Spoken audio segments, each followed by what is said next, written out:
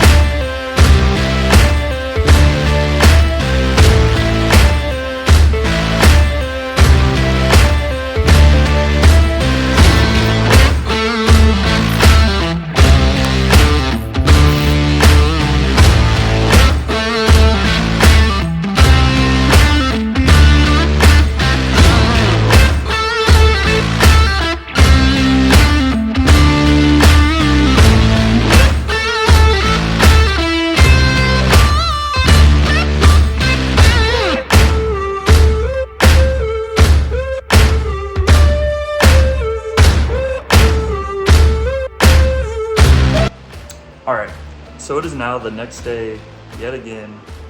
I had some issues yesterday that I kept running into, and I just decided to call it quits. I didn't want to rush things and, you know, mess up my panel.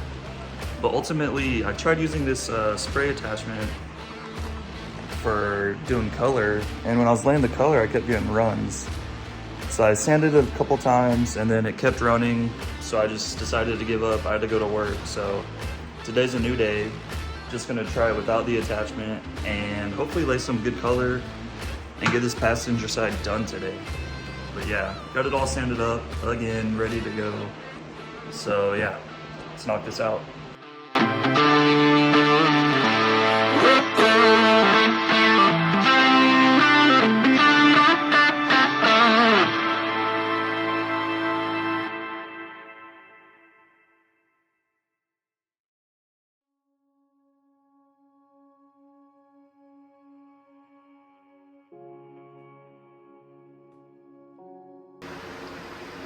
Sorry for the fan noise, but I don't know why I didn't try to spray like this earlier, but I just now thought of it for some reason. Because the cans, when the panel's straight down, they just like to drip and not spray good, obviously. And yeah, this is much better.